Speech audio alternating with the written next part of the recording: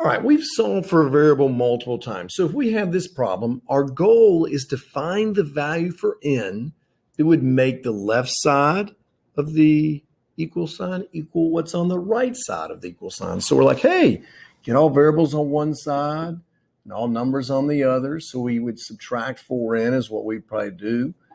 N minus 6 equals 1, and then we would add 6 and add 6. And we get, hey, n's value is 7. That one single solution, 7, it's the only number that you can plug back into that n and that n to make the two sides equal, right? Okay, we've been doing that a while. Well, let's say we have this. It says take a number, take away 6 from it, make that equal the number plus 1. So is there any number where I can subtract 6 from it and it'll come out to equal that same number plus 1?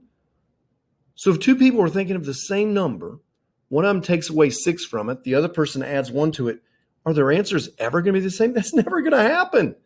There's no value for n that's going to be here. So you and I can look at this and go, yo, there's no solution here. Nobody is going to work. It's never going to happen. Now, if we approach the problem as we normally do of get all variables on one side, all numbers on the other, what we'll notice happen is the variables will go away and you'll get a statement like -6 equals the number 1. You and I know -6 is never going to equal to 1. That's a false statement. And if we get a false statement, that tells us that there's no solution because there's no value for n that you could plug in that's ever going to make -6 equal 1. It's just never going to happen. So if you end up solving for a variable, you get some false statement that tells you that never happens. -6 is never equal to 1, so therefore there's no solution. It's never going to happen. You're never going to be able to get those two sides equal. Now, the opposite, 5 times the number plus 1 equals 5 times the number plus 1. What if you and I plug n being 2 in here? Are the two sides going to be equal? Yeah, both would be 11. What if I plug in 7? 36 equals 36. What if I plug in -1? That'd be what? -4 equals -4. What if I plug in 0? 0 plus 1 is, 1 equals 1. Everybody works. No matter what I pick, it's going to work. Now, notice that if you and I work this solving for n, we would subtract 5n from both sides to move it over, and we get a statement of 1 equals 1. That is always true. 1 is always going to equal 1. So no matter what you plug in for n, you're going to get a true statement. This tells us that every single number is going to work, as we sort of showed you right here. That means there's an infinite number of solutions. So we have three options. You can have an infinite number of solutions, no solution at all, or one solution for the problems you and I are doing. Now, as we get further into math, we realize sometimes there's two solutions or maybe three solutions. But for right now, what you and I are doing, there's either going to be one solution, nobody works, no solutions, or an infinite number of solutions. So let's look at a problem. We look at this, and I can't tell whether, I'm going to get a single solution, no solution, or an infinite number. So I'm just going to work it like I normally do.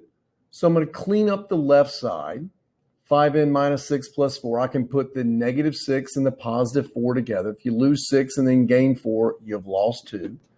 I'll distribute my 4 through here. That's 4n plus 4 times 1 is 4 plus an n minus a 6. So I still need to clean up the right-hand side. That gives me 5n, gain 4, lose 6, you've lost 2.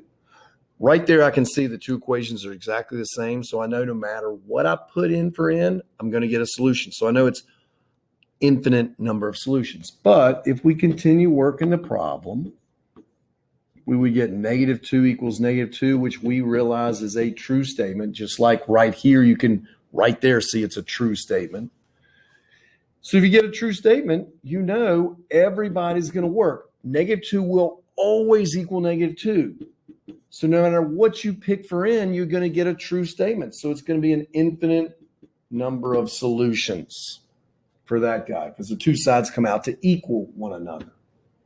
Well, what about this? Well, 3n minus 2 equals, what do we get here? N plus n plus n, that's 3n's plus 4. Right away, I can see 3n take away 2 is never going to equal 3n plus 4. But again, if we take it a step further, we will get -2 equaling +4. That is false. That never is going to happen. Never, never, never. Therefore, we can see there are no solutions to this equation. No matter what you plug in for n, it's never going to work because -2 is never going to equal 4.